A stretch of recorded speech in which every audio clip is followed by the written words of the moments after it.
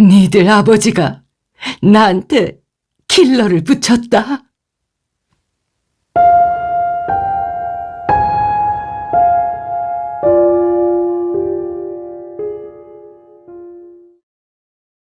파스칼 디에트리슈 장편 소설 마피아가 여자들 2020 리옹 추리범죄 문학축제에서 독자상을 수상한 작품입니다. 5장 오후에 슈퍼마켓의 진열대 사이를 거닐던 디나는 자신의 삶에서 삐걱대고 있는 것들을 떠올려 보았다. 짝을 찾지 못했고 자기 일에 대한 신념을 잃었고 아버지는 혼수 상태에 있었다. 물론 더 힘든 상황에 놓인 사람들도 많다. 언제나 더 처지가 안 좋은 사람들이 있게 마련이고 그 사실을 떠올리는 건 인간들이 위안을 얻는 전형적인 방법이다. 하지만 그날은 노숙자, 가정폭력 피해 여성, 암 환자 등을 떠올려 보아도 별 도움이 되지 않았다. 아무리 애써도 디나는 자신의 운명을 받아들일 수 없었다. 게다가 그 고약한 저녁 식사 자리를 위해 뭘 차려야 할지도 막막했다. 신선식품 진열대 앞을 이미 4번째 지나고 있었고 카트에는 상시에르 포도주 한 병만 덩그러니 놓여 있었다. 집에 손님이 오는 날 메뉴를 정하는 일은 늘 고역이었다. 물론 다른 때보다 쉽게 떠올릴 수 있는 날도 있다. 예를 들어 생일날이면 최소한 케이크가 있어야 하고 축구 경기를 보는 날에는 피자와 맥주가 제격이라는 것쯤은 누구나 안다. 하지만 가족 한 사람이 혼수 상태에 빠져서 모이는 날은 그야말로 오리무중이 아닌가. 크넬, 블루테, 환자가 좋아하던 음식, 정해진 규칙도 없고 신경 쓰는 사람도 없다. 여기서 프랑스 요리 수업 잠시. 크넬, 간 고기나 간 생선을 버터와 밀가루 등을 둥글게 빚은 후 삶아서 소스를 곁들이는 요리. 블루테는 생크림과 달걀 노른자 등으로 만드는 부드러운 스프입니다. 정해진 규칙도 없고 신경 쓰는 사람도 없다. 집에서 발륨 하나를 먹고 나왔어야 했다. 발륨은 신경 안정제 하나입니다. 그러면 떠오르는 대로 아무 고민 없이 설사 저녁으로 돼지 족편을 먹게 된다 해도 그냥 사버릴 것이다. 불안증에 잠식되기 시작한 디나는 구명 튜브에 매달리는 심정으로 카트를 움켜쥐고 눈을 감았다. 슈퍼마켓 안에 흘러나오는 음악이 마치 붕붕거리는 꿀벌떼 소리 같았다. 그녀는 한동안 그대로 있었다. 통조림 진열대 앞에 여전히 멍하니 서 있는데 남자 목소리가 들렸다. 괜찮아요? 정신을 차린 디나의 눈앞에 웨이브 금발머리에 강물처럼 푸른 눈을 가진 남자가 서 있었다.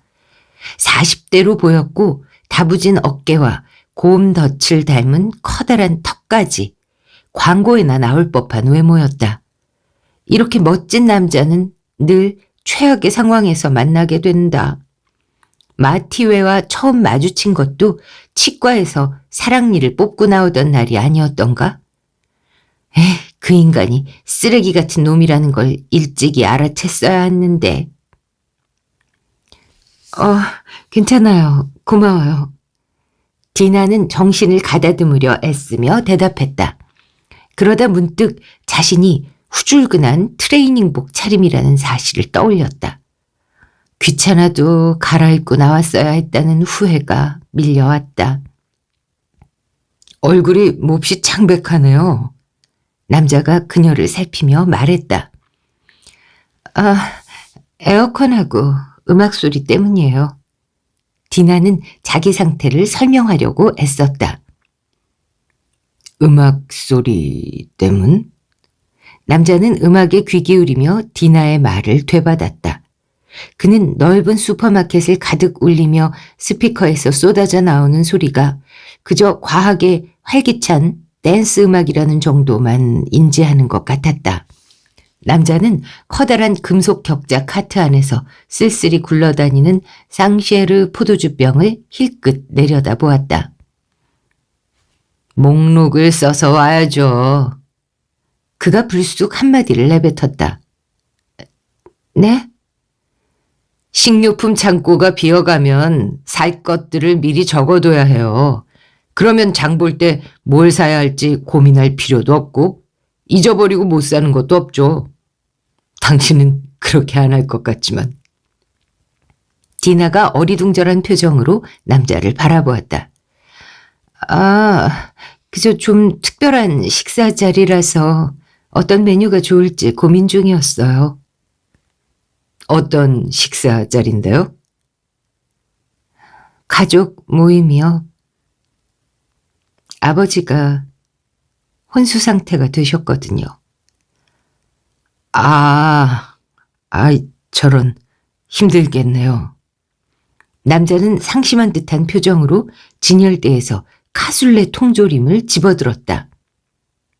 흰 강낭콩을 기본으로 다양한 고기와 야채를 넣어 만드는 스튜 요리가 카술레라고 합니다. 흰 강낭콩이 그런 소식을 소화하는데 도움이 될 것 같진 않은데요. 디나가 말했다. 그렇겠군요. 남자는 마치 자기 일을 고민하듯 생각에 잠겼다. 따라와봐요. 그는 단호하게 디나의 카트를 잡아 밀며 중앙 통로를 지나 냉장식품 진열대 쪽으로 향했다. 디나는 아무 말 못하고 얼떨결에 종종걸음으로 그를 따라갔다. 아직도 이렇게 남을 도와주는 사람이 있다는 사실이 놀랍기만 했다. 그런 경우면 사람들은 가볍게 먹고 싶지 않을까요? 나라면 흰살 고기를 준비하겠어요. 닭고기 같은 거요. 닭고기? 남자의 제안에 꽉 막혔던 머리가 뚫리기라도 한 듯 디나는 남자의 말을 곱씹었다. 닭고기는 어느 때나 무난해요. 회색 스웨터처럼 다 잘 어울리죠. 남자가 일러주는 닭고기의 장점을 들으며 디나는 능란하게 카트를 몰고 가는 그의 튼튼한 두 팔을 바라보았다.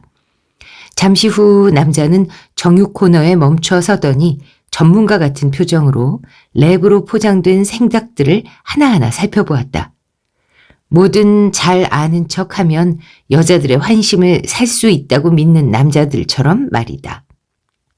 그리고 그중 몇 개를 손에 들고 무게를 가늠해 보기도 하고 라벨을 확인하기도 했다. 마침내 그는 마음을 정한 듯 통통한 닭 한 마리를 디나에게 건넸다. 이걸로 해요. 고마워요. 천만에요. 대단한 일도 아닌데요. 큰 도움이 됐어요.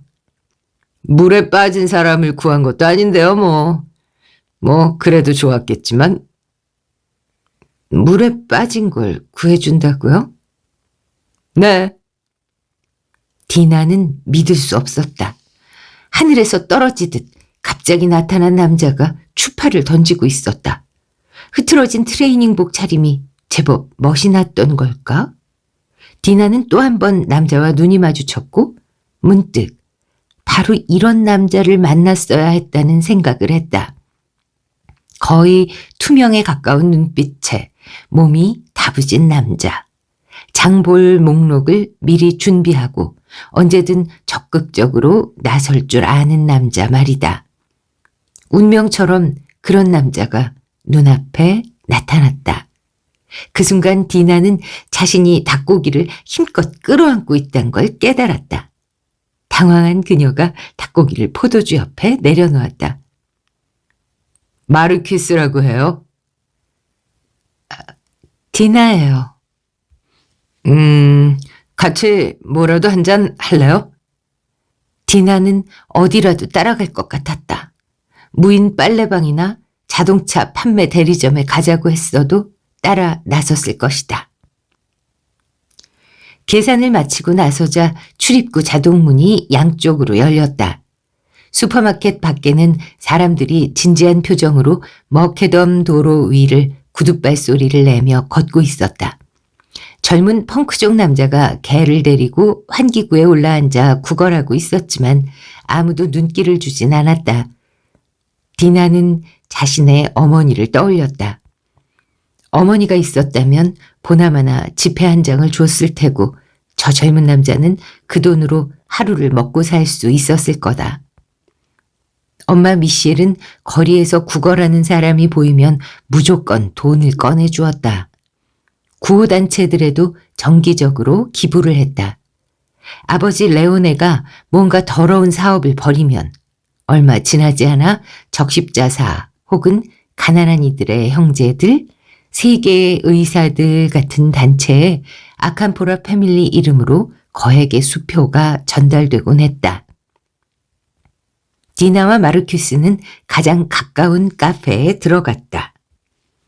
처갓집이라는 엉뚱한 이름에 잘 어울리는 가볍게 술도 마실 수 있는 곳이었다.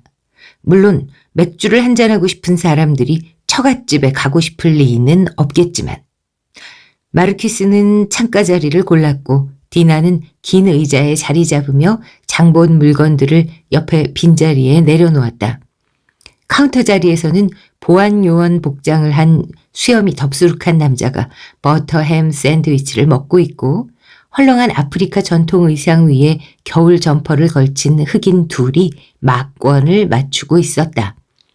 그들 앞에서는 주인 여자가 레몬을 얇게 점이며 가장 좋은 자살 방법을 하나씩 떠올려 보고 있는 듯 했다. 마르키스와 디나는 각각 커피와 자몽 주스를 시켰다. 마르키스는 단추를 풀어놓은 셔츠 안에 가슴 근육이 잘 드러나는 회색 티셔츠를 받쳐 입고 있었다. 전문적으로 운동을 하는 사람 같았다. 어쩌면 수영 선수거나 아니면 테니스 선수일지도 몰랐다. 자세히 보면 왼팔보다 오른팔 근육이 조금 더 굵었다. 디나는 그가 건강하게 살아가는 남자라고, 운동이라면 진저리를 내면서 맥주와 말보로 레드 담배만 즐기던 마티웨와는 정반대일 거라고 생각했다. 서빙 직원이 그들 앞에 음료를 놓고 갔다. 아버지는 어쩌다 그렇게 되셨어요? 마르키스가 작은 봉지에 든 설탕을 커피에 부으며 물었다. 알츠하이머예요. 괜찮으면 다른 얘기를 해도 될까요? 아, 예, 해요. 미안합니다. 슈퍼마켓에서 뭘 살지 몰라 망설이는 여자들을 자주 도와주는 편인가요? 아, 전혀요. 당신이 너무 어쩔 줄 몰라 하는 것 같길래. 누가 닭고기로 접근해온 건 처음이에요. 뜻밖의 잘 먹혀들었고요. 하하, 인류 역사만큼 오래된 수법인걸요. 선사시대 남자들은 다 그렇게 했어요. 아, 말도 안 돼. 선사시대 남자들이 닭고기로 여자한테 환심을 샀다고요? 그럼요. 그때 남자들은 여자한테 고기를 선물했어요. 지금은 여자들이 꽃다발이나 핸드백을 더 좋아하지만요. 지금도 데이트 전에 정육점에 가서 고기만 사도 된다면 훨씬 편할 거예요. 디나는 연인들이 갈비살이나 넓적다리살이 든 분홍색 봉지를 주고받는 장면을 떠올렸고 그러자 웃음이 나왔다. 그들의 자리에서 멀지 않은 곳에 텔레비전이 있었고 화면에 근육질의 경주마들이 색색의 옷을 입은 기수들을 태우고 코스를 질주하는 장면이 보였다. 디나의 아버지는 일요일이면 저 가련한 짐승들에게 돈을 걸었고 자신이 선택한 말이 뒤처지면 불같이 화를 냈다. 디나는 그동안 혐오하던 경마를 보면서 난생 처음 어떤 미학적 형태를, 강한 동물적인 힘 같은 걸 느꼈다. 마르키스 같은 남자와 마주 앉아 있으니 세상이 한결 긍정적으로 보였다. 심지어 카페 주인 여자마저도 못생겨 보이질 않았다. 여기 출신이에요? 디나가 물었다. 그로노블요? 아니에요. 툴루즈에서 왔어요. 신기하네요. 그쪽 억양이 전혀 아닌데. 내 안에 잠들어 있죠.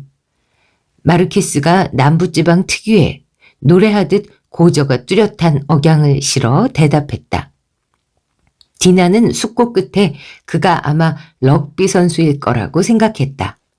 딱 벌어진 어깨에 프로 포지션의 선수처럼 살짝 주저앉은 코를 보니 그런 생각이 들었다. 무슨 일을 해요? 레스토랑에서 일해요. 요리사요? 전에는 요리도 했지만 지금은 주로 운영을 맡아 하죠. 그런대로 잘 되고 있어요. 2번째 레스토랑을 열 계획이죠. 여기 온 것도 그 때문이고. 아, 그래서 닭고기에 대해 잘 아는군요. 디나가 마침내 깨달은 듯 말했다. 말이 나온 김에 다 얘기하자면은 난 디저트 전공이에요. 어머, 난 파이를 정말 좋아하는데. 디나가 아무 디저트나 골라 대답했다. 제 주특기는 아이스크림이에요. 콘 아이스크림요? 그보다는 유리잔에 내는 아이스크림요. 수제 샹티크림을 얹어서. 마르키스가 디나를 향해 강렬한 눈길을 던졌다. 그 순간 디나는 온몸에 전율이 흘렀다. 카운터 뒤 커피 메이커에서 관이 막혀 꾸르륵 하는 소리가 났다. 커피를 다 마신 마르키스가 받침에 잔을 내려놓은 뒤 지갑에서 명함 한 장을 꺼냈다. 자, 여기. 난 한 달 동안 여기 그르노블에 있을 예정이에요. 괜찮으면 언제 한번 레스토랑에서 저녁 식사할까요? 이곳에 식당을 내는 게 경쟁력이 있을지 조사해 봐야 하는데 혼자 가서 먹긴 싫거든요. 그래요. 좋아요. 이제 가봐야겠네요. 시간 날 때 전화 줘요. 아버지가 빨리 깨어나시길 빌게요. 마르키스가 계산을 마친 뒤 재킷을 걸쳤다. 만나서 무척 즐거웠어요, 디나. 네, 나도요. 곧 만나요.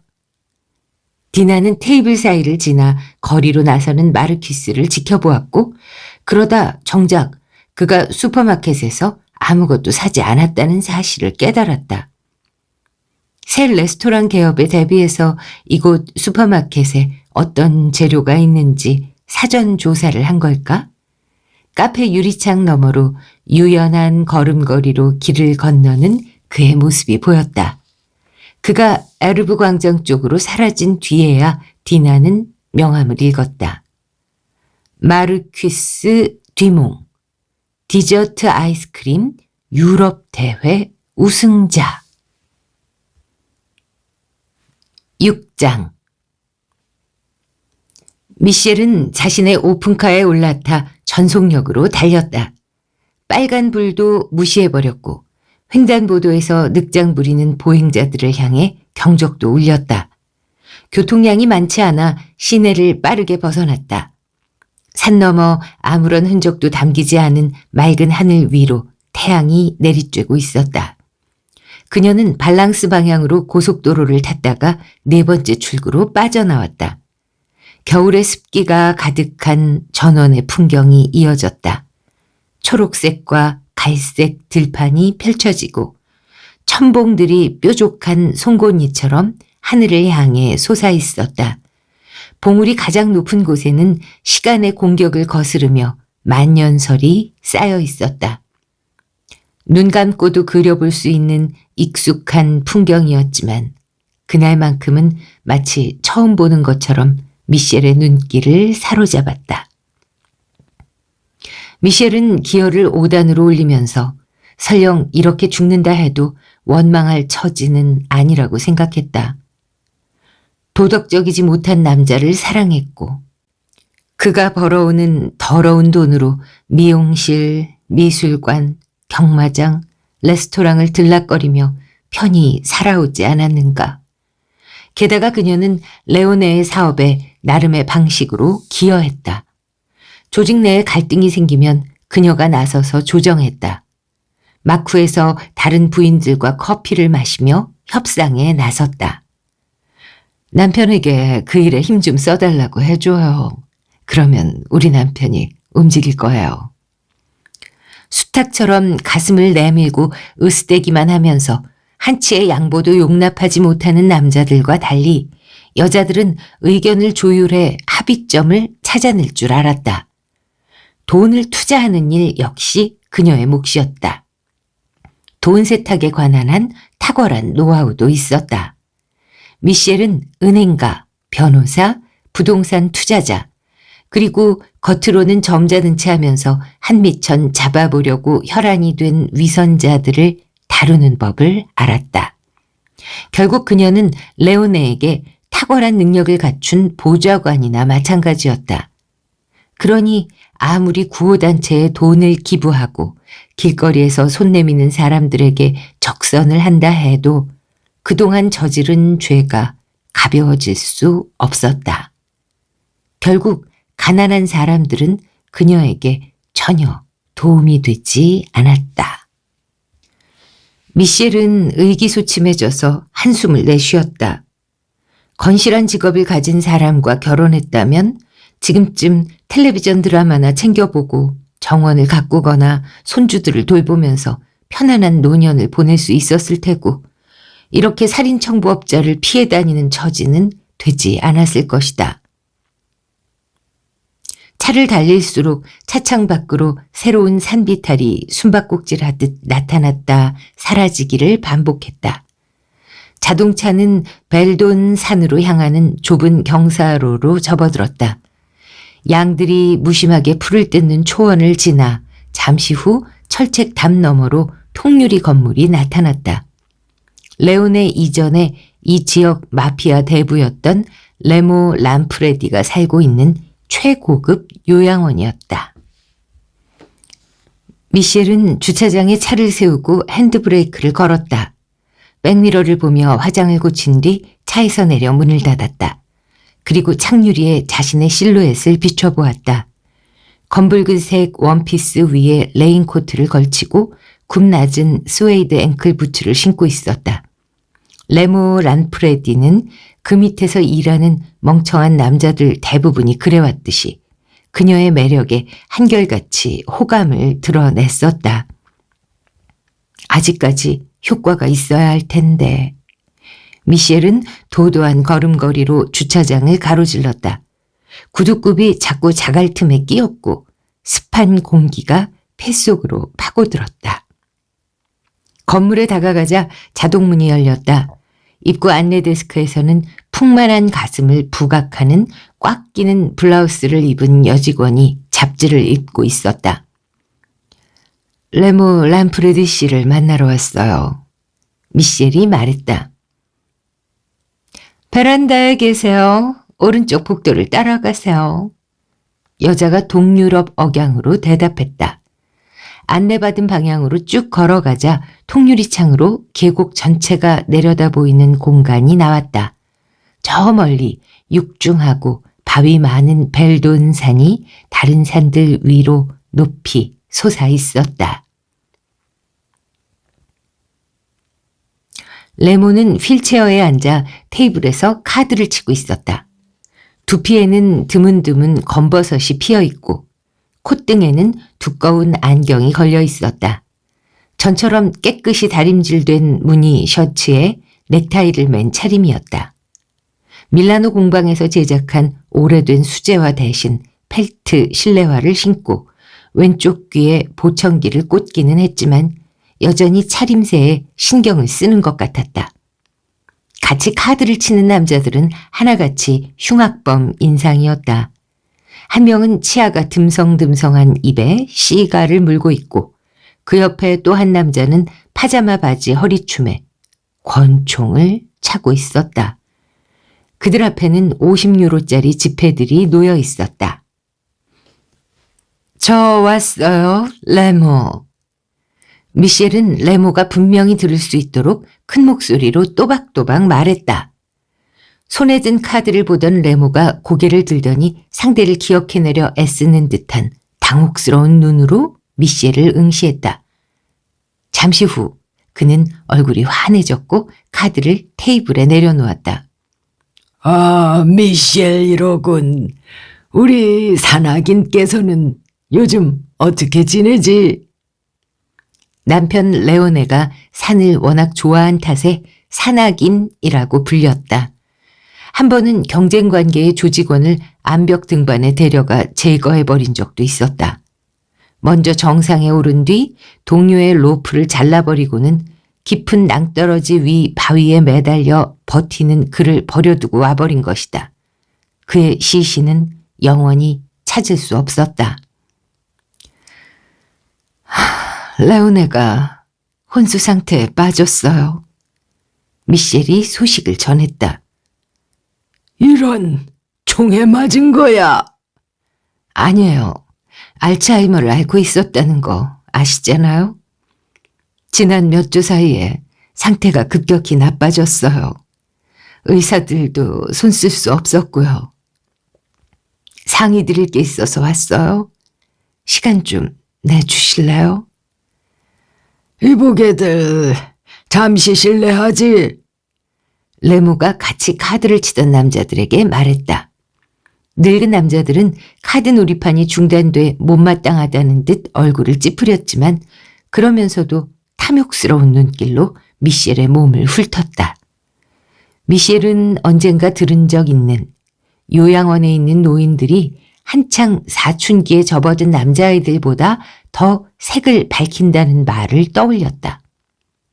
레모는 휠체어 방향을 돌려 복도로 향했다. 같이 바람이나 쐬지. 벽에 걸린 산 풍경화들이 얼핏 창밖 경치처럼 보였다. 보행기에 몸을 의지한 한 노부인이 알아들을 수 없는 말을 중얼거리면서 힘들게 복도를 왔다 갔다 했다. 불쌍한 미래유. 정신이 나가버렸어. 레모가 말했다. 저 여자 남편이 이 지역에서 손꼽히는 정부살인업자였는데 그 친구가 해준 일에 대한 보답으로 우리가 비용을 부담해서 미래유를 여기 살게 했지. 그 남편이라는 사람은 지금 뭘 하는데요? 미셸이 곧바로 물었다. 알베르토, 총격전 중에 죽었지. 미셸은 가슴을 쓸어내리며 테라스 문을 연 뒤 레모의 휠체어를 밀어주며 벤치로 향했다. 그녀는 레모 곁에 앉았고 은색 케이스에서 미니 시가를 꺼내 물었다.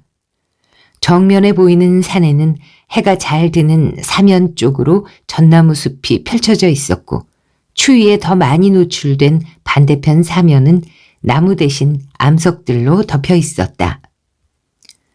미셸이 시가에 불을 붙이자 달콤한 연기가 잠시 숲의 향기를 덮으며 퍼져나갔다.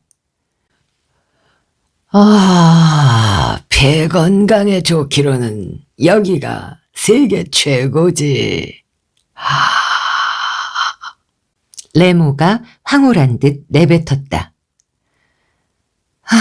알프스는 공기가 참 맑죠. 미셸이 수긍했다. 이제 나한텐 이보다 중요한 건 없어.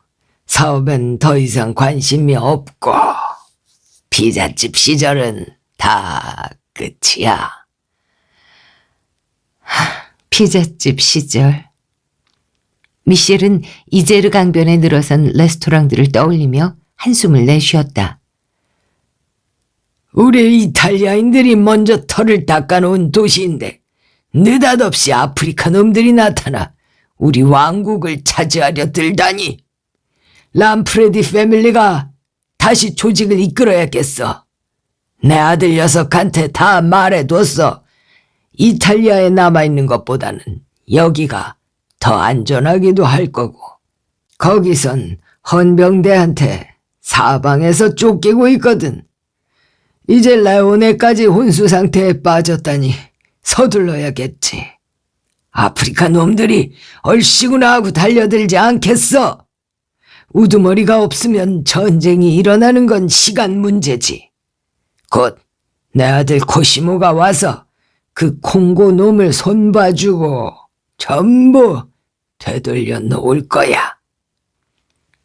미셸은 오래전 기억 속에 볼이 통통하던 꼬마 코시모를 떠올렸다. 5살 때 람프레디 부부가 이혼하면서 어린 코시모는 그의 어머니와 함께 시칠리아로 떠났다. 그리고 20여 년이 지난 지금 이미 그는 코사 노스트라와 연계된 여러 건의 살인을 저질렀고, 코사 노스트라는 시칠리아를 근거지로 한 마피아 조직의 이름입니다. 3년 동안 최고 보안 교도소에 갇혀 있다가 이송 도중에 탈주했다. 그 후에는 밀라노 근교로 도주해 그 지역에 연줄이 많은 레오네가 마련해준 은신처에서 숨어 지내고 있었다. 레모는 미셸이 왜 자기를 찾아왔는지에는 관심도 없이 흘러간 호시절 얘기를 늘어놓느라 여념이 없었다. 여자들, 카지노, 이탈리아에서 놀던 일, 저녁이면 담배 연기 자욱한 지하실에서 포커를 치던 일. 그는 좋았던 과거만 기억하고 있는 것 같았다. 아무튼 이제 그런 시절은 다 끝났어. 마침내 레모가 이야기를 마무리했다. 다행히 난 여기서 편하게 살고 있지. 간호조무사들도 예쁘고 요리사들 솜씨도 뛰어나고 지루할 틈이 없어. 월요일엔 포커, 화요일엔 체스, 그리고 수요일엔 레모, 미셸이 그의 말을 끊었다. 도움이 필요해요. 레모는 심각한 얘기를 해야 하는 상황이 마뜩지않은 채 눈빛이 어두워졌다. 무슨 일인데? 레오네가 날 죽이려고 정부업자를 붙였어요. 아? 왜 그런 짓을? 제정신이 아니었던 거죠. 알츠하이머잖아요. 에이, 늙으면 다 엉망진창이 되는군. 그 사람이 고용했을 만한 사람이 누굴지 짚이는 데가 있으세요? 누가? 레오네가요. 미셸은 초조해졌다. 레오네가 날 죽이려 한다니까요. 레모 람프레디마저 제정신이 아닌 걸까? 미셸은 시가 연기를 한 모금 들이마셨다. 그리고 그녀가 내뿜은 연기는 두 사람 사이에 장막처럼 드리워졌다. 하늘엔 맹금류 여러 마리가 얼음처럼 차가운 바람을 타고 선회하고 있었다. 우리하고 일하던 킬러들은 이제 다 은퇴했어. 내 머리에 총알을 박아 넣을 수 있는 사람 하나쯤은 남아 있을 거 아니에요. 레오네와 같이 일하던 사람들 아시잖아요. 생각 안 나요? 이름 좀 알려줘요. 글쎄, 엔조, 시몽, 줄리엥.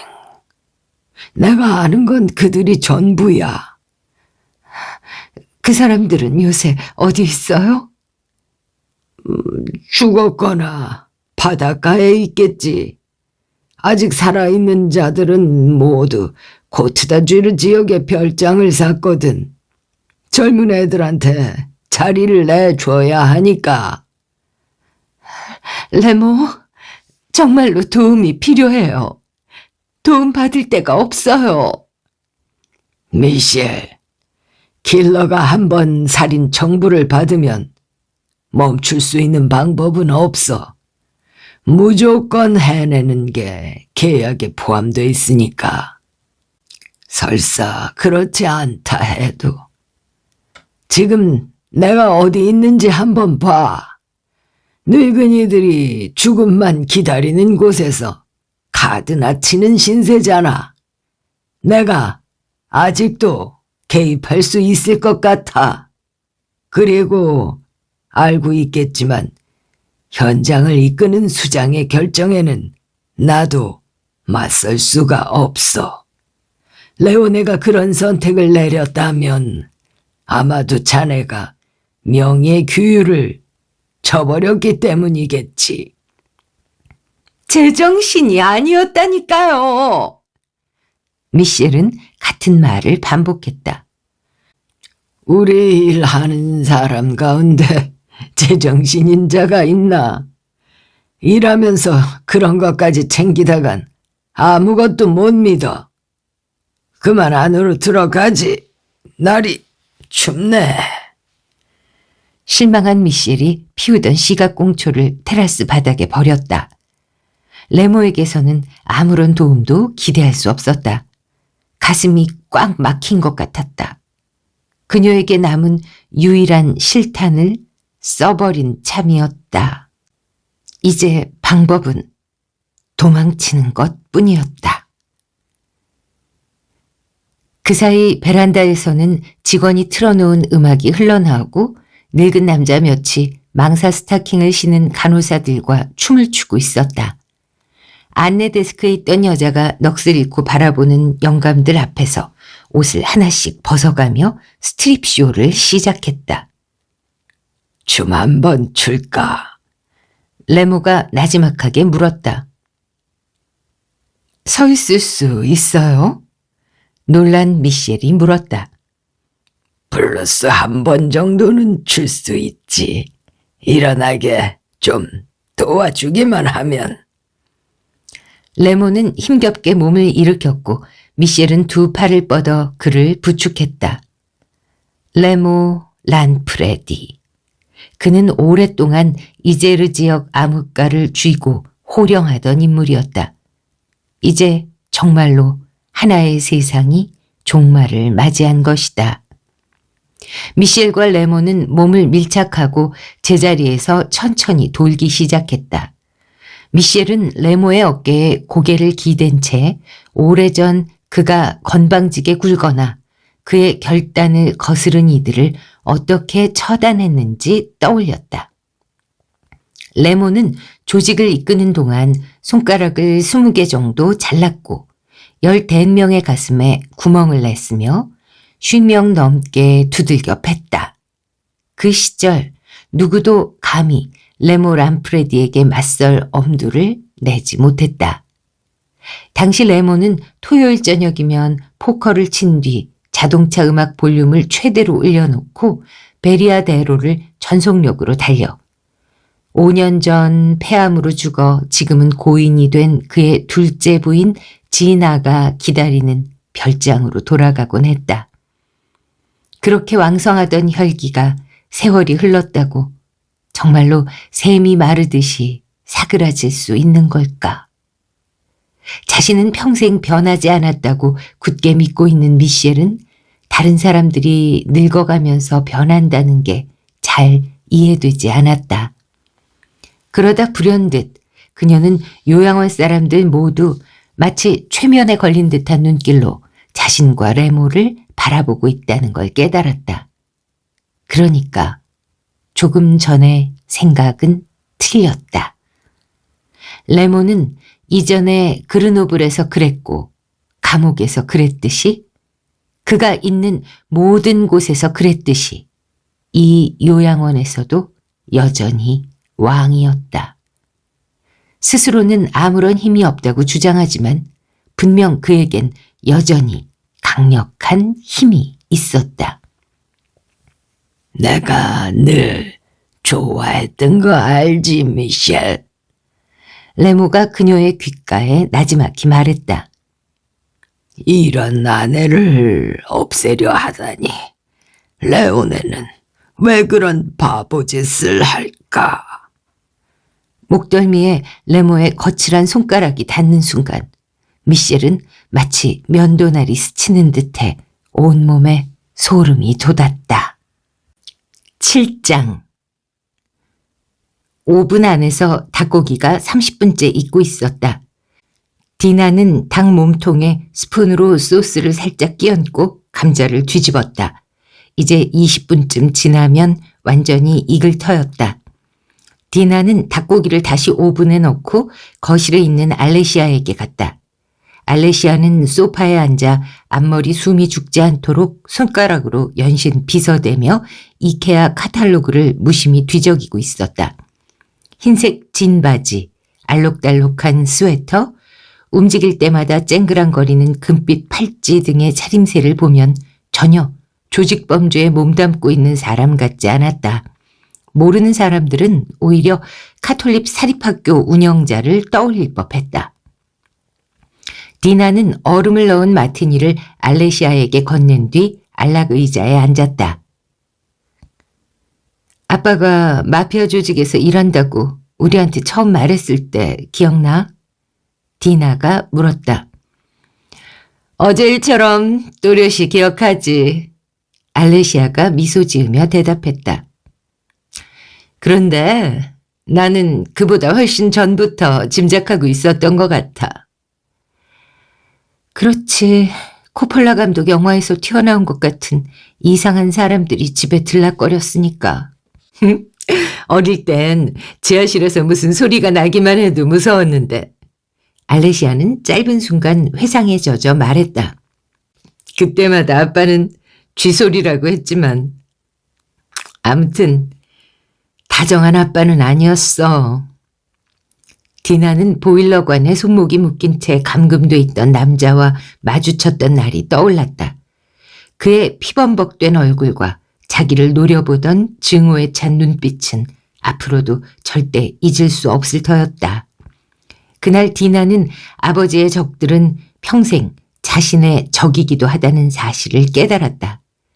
아캄포라라는 성을 갖는 한 완전히 무고할 수는 없었다. 자매는 성탄절 연휴나 바닷가에서 휴가를 보낸 추억처럼 가족의 추억으로 남은 몇몇 기억을 떠올리며 한동안 생각에 잠겼다. 알레시아가 말했다. 난 다니 삼촌이 올 때가 좋았어. 트럭에다 상품 상자들을 싣고 와서 우리 집에 내려놨잖아. 한 번은 콘솔 게임기 수천 대를 가져와서 우리한테 닌텐도 게임기를 하나씩 줬지. 어쨌든 우리가 황금 같은 유년기를 보냈다는 건 부정 못할걸. 디나는 못마땅한 표정을 지었다. 한 집에서 자란 자매가 유년기를 이렇게까지 다르게 기억할 수 있다는 사실이 놀랍기만 했다. 지하실에 감금돼 있던 남자와 마주친 그날 이후 디나는 마피아에 대해 알아보기 시작했고 그렇게 아버지와 아버지의 친구들이 무슨 일을 하는지 알게 되었다. 어머니에게 그 얘기를 꺼내자 어머니는 절대 아무 말도 하지 말라며 다그쳤다. 마피아 세계에서 절대 지켜야 할 규율이었다. 하지만 디나는 더 알고 싶어 계속 조사했고 그러다 도서관에서 빌려온 책에서 리타 아트리타의 이야기를 읽었다. 이탈리아 마피아 가문에서 자라난 17살 소녀가 용기를 내 침묵의 규율을 깨뜨린 이야기였다.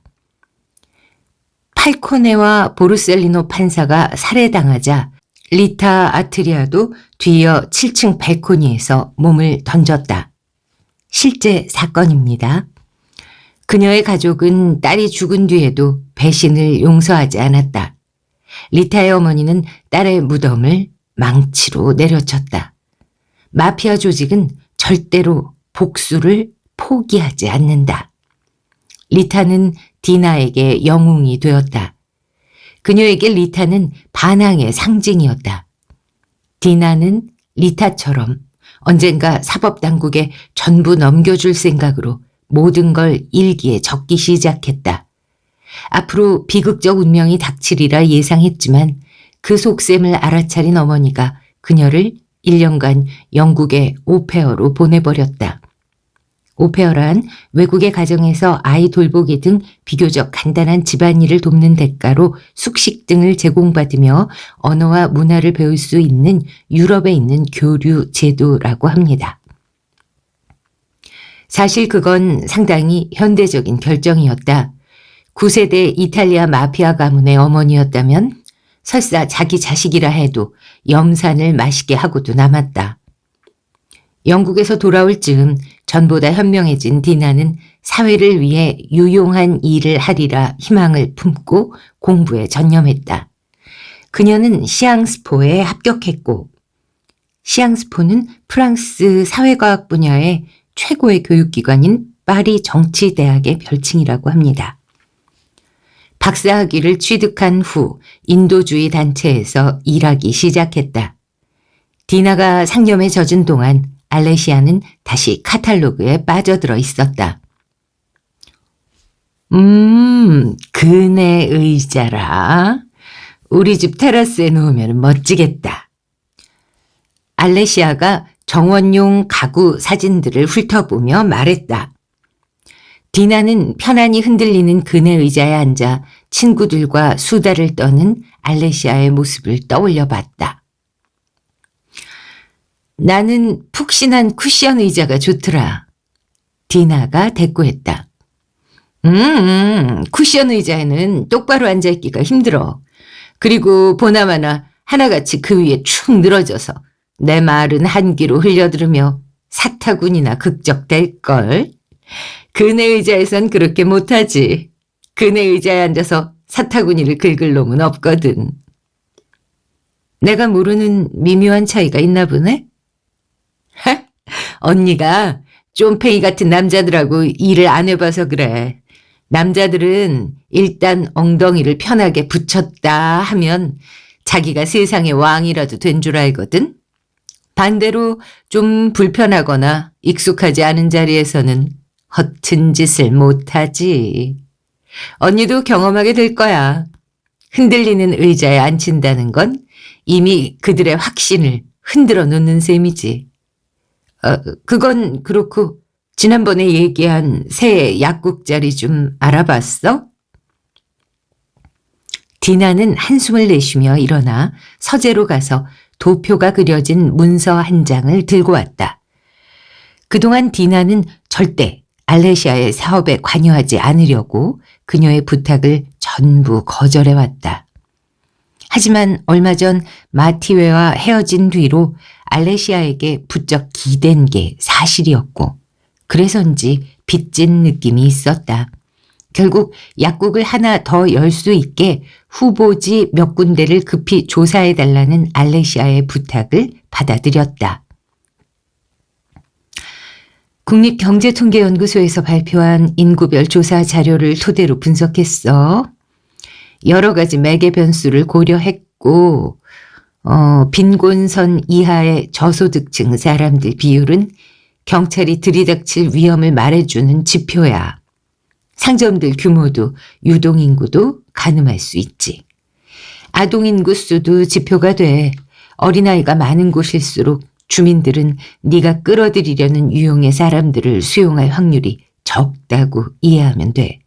경찰도 더 자주 부를 테고 부동산 소유자 비율도 확인했어. 자기 재산 가치가 떨어질까봐 동네 이미지에 가장 집착하는 부류거든. 근처에 노숙자나 약물 중독자 수용시설을 못 짓게 누구보다 격렬하게 반대하는 사람들이지. 눈을 부릅뜨고 지켜보고. 대단하네. 그래서 결국 어디가 답이야, 언니? 트레클로아트르가 무난해 보여.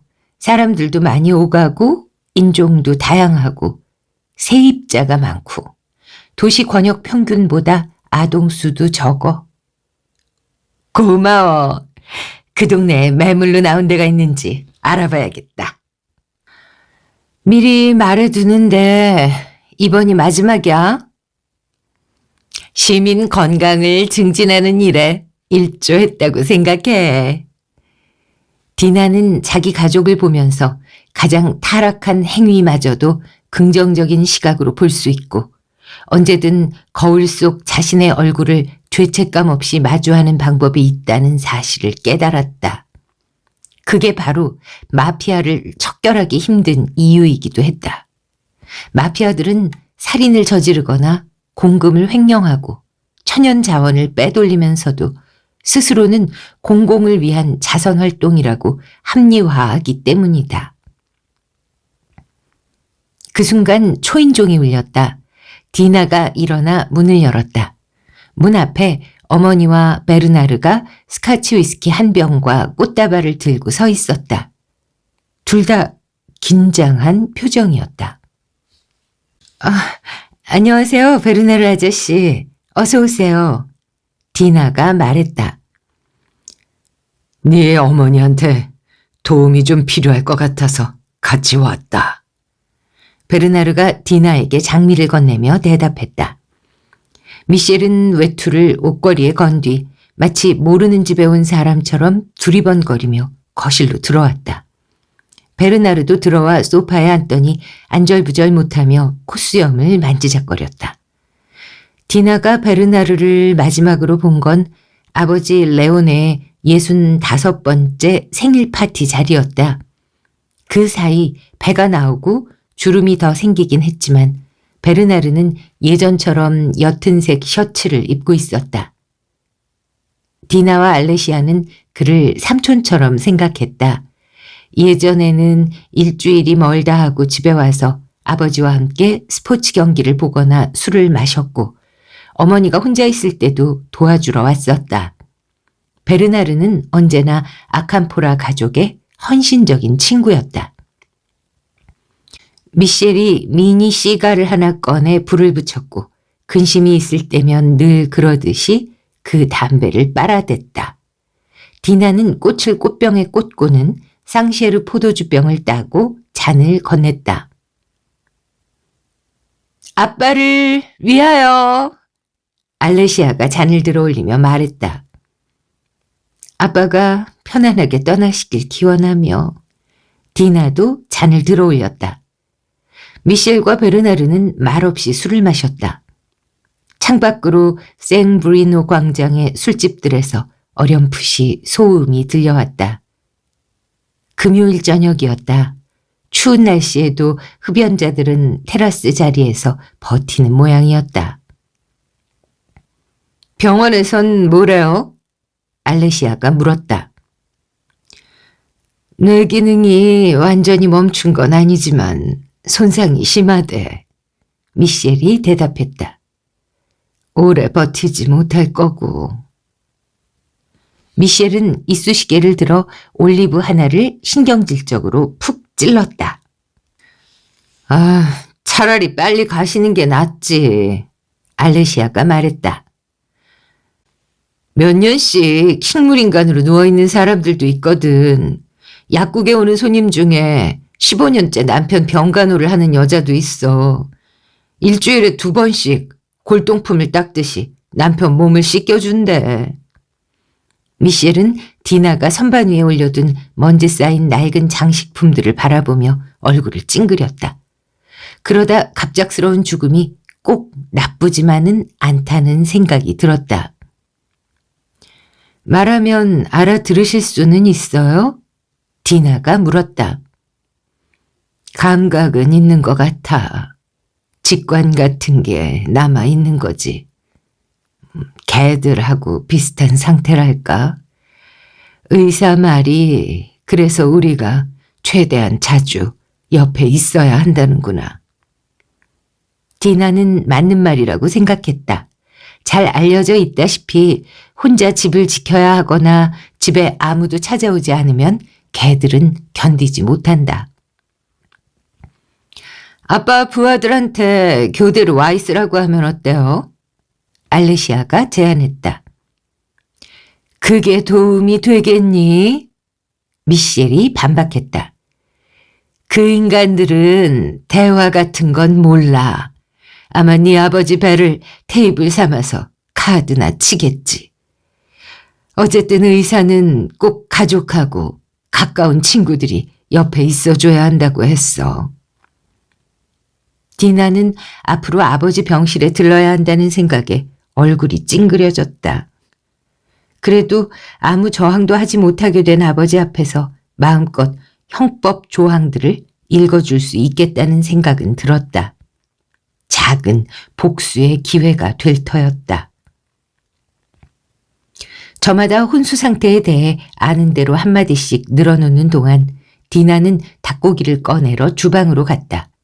껍질이 노릇노릇 잘 익어 있었다. 디나는 요리를 담은 접시를 둥근 코르크 받침에 내려놓고 핸드폰으로 사진을 찍어 마르퀴스에게 보냈다. 말 대신 사진으로 연락해 보기로 한 것이다. 그러고는 만족스러운 표정으로 접시를 들고 다시 거실로 왔다. 식사하시죠. 모두 식탁에 자리를 잡자 디나가 칼을 들었다. 전에 마티웨가 고기를 자를 때 사용하던 칼이었다. 모두의 시선이 집중된 가운데 디나는 닭의 넓적다리 관절 부위를 자르기 시작했다. 그동안 늘 마티웨 담당이었던지라 디나는 거의 해본 적 없는 일이었다. 둘이서 함께 살다 보면 개인의 능력 일부가 잘려나가 버리고 그래서 헤어지고 나면 더 이상 할 줄 모르는 일상의 일들이 너무도 많다는 사실을 깨닫게 된다. 지금쯤 마티웨는 자기보다 더 우왕좌왕하고 있으리라는 생각이 그나마 위안이 되었다. 사실 같이 사는 동안 마티웨는 온갖 굳은 일을 다 디나에게 떠넘겼다. 예컨대 병원 진료를 받고 나서 진료비 환급 신청을 할 때 마티웨는 까마득한 시면 앞에 선 것처럼 곤혹스러워했다. 디나는 남자들이 왜 그렇게 열심히 같이 살 여자를 찾는지 알 것도 같았다. 그들에게는 그게 건강보험공단 지사의 주소를 알아내는 일보다 더 간단할 터였다. 내가 도와줄까? 베르나르가 물었다. 아, 좋죠. 디나가 베르나르에게 칼을 넘겨주며 말했다. 베르나르는 너무도 손쉽게 닭다리를 자르고 가슴살을 발라냈다. 그 순간 디나는 어쩌면 자신에겐 이런 나이든 독신남이 필요할지도 모른다는 생각을 했다. 누구하고도 같이 산 적 없는 사람은 결과적으로 자기 능력을 고스란히 간직하고 있을 게 아닌가? 그런데 베르나르는 왜 여태껏 독신으로 지냈을까? 베르나르가 감자를 덜어주려 할 때 미셸이 그의 손목을 잡으며 말했다. 너희에게 할 얘기가 있어. 미셸이 담담하게 말문을 열었다. 모두 포크와 나이프를 손에 쥔 채 미셸이 말을 잇기를 기다렸다. 너희 아버지가 나한테 킬러를 붙였어. 그 순간 마치 닭고기가 돌이킬 수 없는 잘못을 저지르기라도 한 듯 베르나르가 닭 등에 칼을 꽂았다. 실내가 갑자기 정막에 휩싸였고 라디오 방송에서 흘러나오는 음악 소리만 아주 조그맣게 들려왔다. 너희 아버지가 날 죽이려고 사람을 고용했다고. 킬러는 이미 고용됐고 손 쓸 방법이 없어. 그만둬요. 왜 그런 농담을 해요? 알레시아가 말했다. 못 믿겠으면 베르나르한테 물어봐. 자매의 눈길이 베르나르를 향했다. 베르나르는 비통한 표정으로 고개를 끄덕였다. 이게 다 무슨 얘기예요? 디나가 외쳤다. 미셸은 대답 대신 주머니에서 편지를 꺼내 식탁보에 올려놓았다. 알레시아가 종이를 펼쳐 읽기 시작했고 곧 입술이 파르르 떨렸다. 어떻게 이런... 알레시아는 얼굴이 백지장처럼 하얘진 채 말을 더듬었다. 그녀의 손에서 편지를 빼앗아든 디나는 레오네의 필체를 알아보았다. 그리고 만년필로 쓴 글자를 하나하나 읽어갈수록 점점 불안에 휩싸였다. 말도 안 돼. 설마 두 분 사이에 무슨 일이 있었던 거예요? 옛날 일이야. 아빠 몰래 베르나르 아저씨하고 바람을 피웠다고? 네 아빠가 오랫동안 집을 비웠을 때만 그랬어. 그리고 아주 멀리 떠나 있을 때만. 오라, 그런 경우엔 문제가 안 되나 보군요.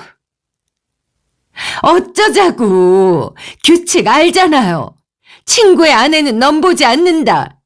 그게 무슨 말인지 몰라요? 그런 이유로 얼마나 많은 남자들이 눈에 총알이 박히고 잘린 불알을 입에 문채 죽었는데.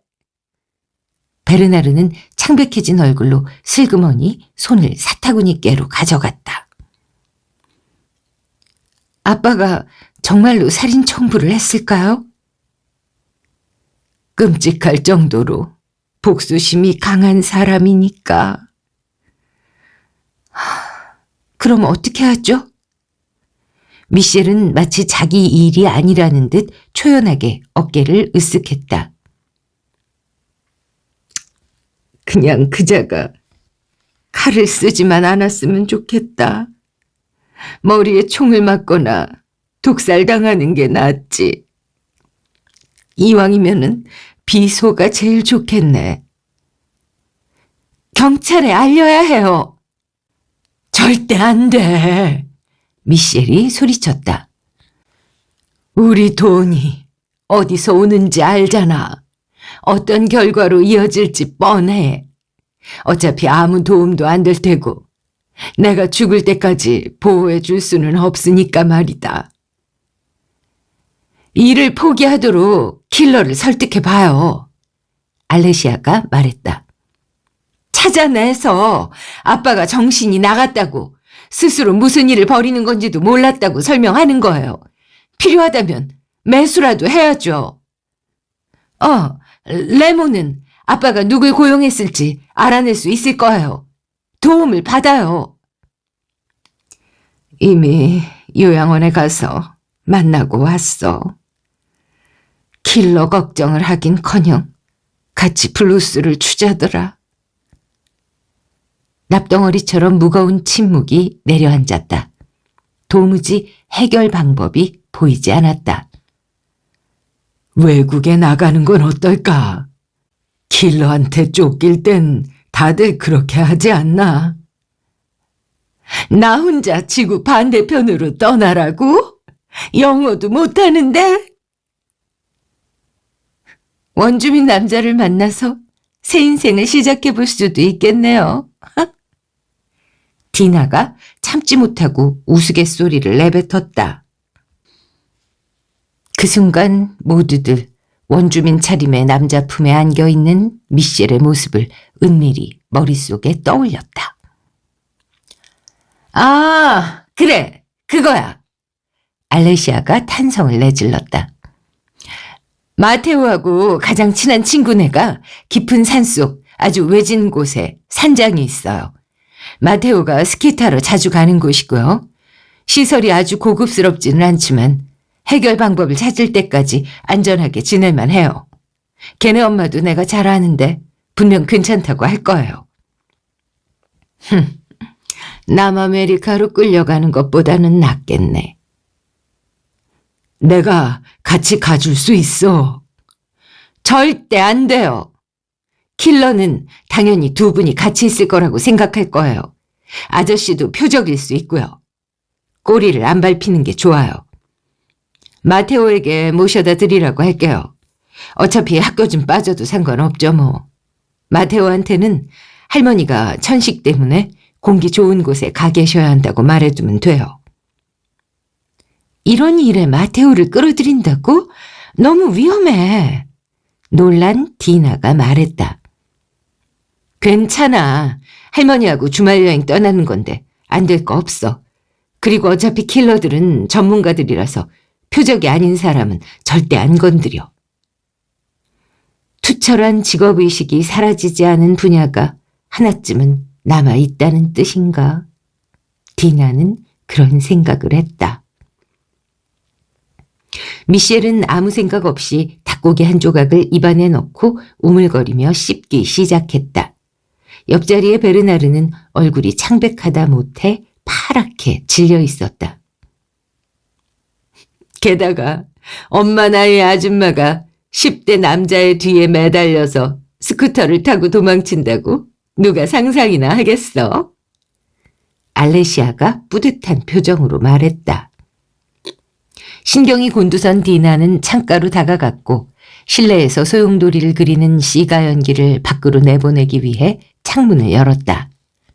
바깥에는 보름달 아래 도시의 불빛이 하늘의 별빛과 뒤섞여 반짝이고 있었다.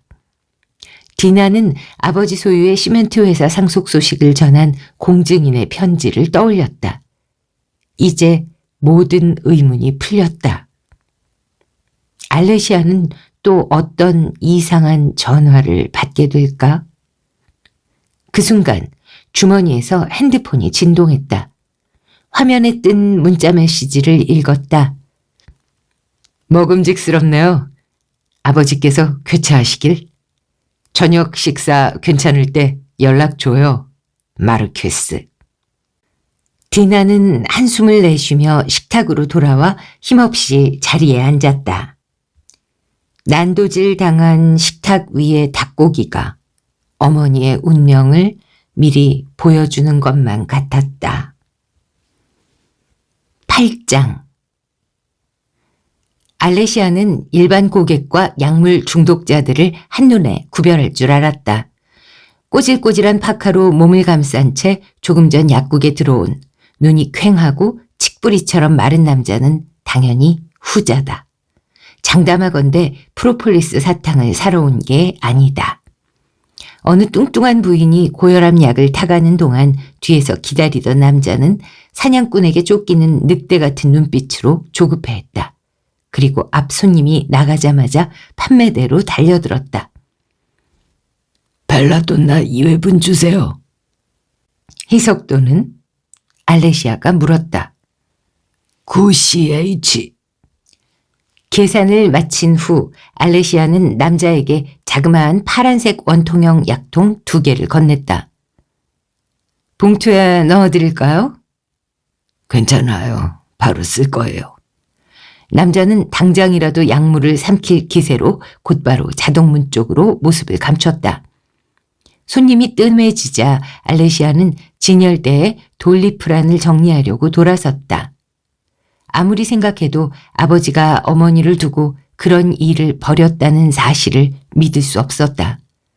물론 그 빌어먹을 명예규율이라는 게 있다고는 하지만 구닥다리 노인네들 말고는 더는 아무도 신경 쓰지 않는 규율이었다. 레오네 아캄포라는 분명 제정신이 아니었다. 10시 반이 되도록 루안바에게서는 여전히 연락이 없었다. 알레시아가 스파스폰 포장 상자를 열고 있을 때 스쿠터 엔진 소리가 들려왔다. 나오는 약이론들은 다 우리나라에서 타이레놀이라든가 페스탈이라든가 이런 유명한 해열 진통제, 소화제 등입니다. 잠시 후 자동문이 열리더니 카우보이 복장을 한 소니가 건들거리며 들어왔다. 그는 압박 스타킹을 신고 있는 마네킹 곁을 지나 성인용 기저귀 광고 전단을 경멸 어린 눈으로 쳐다보았다. 자기 방광에는 문제가 생길 리 없다고 자신하는 모양이었다. 알레시아는 소니를 향해 고개를 끄덕인 뒤 사무실로 들어갔다. 잠시 후 금고에서 약봉지 하나를 꺼내 들고 다시 판매대 앞으로 왔다. 건강보험증에 문제가 생겼어. 그들만의 은어로 살해 위험을 뜻하는 말이었다. 메시지 전할게요. 내가 직접 난쟁이를 봐야겠어. 12시쯤 빌랩으로 간다고 해. 소니는 고개를 끄덕인 뒤 약봉지를 점퍼 속에 집어넣었다. 잠시 후 큰 길에서 스쿠터 소리가 요란하게 울렸고 이내 서서히 멀어졌다.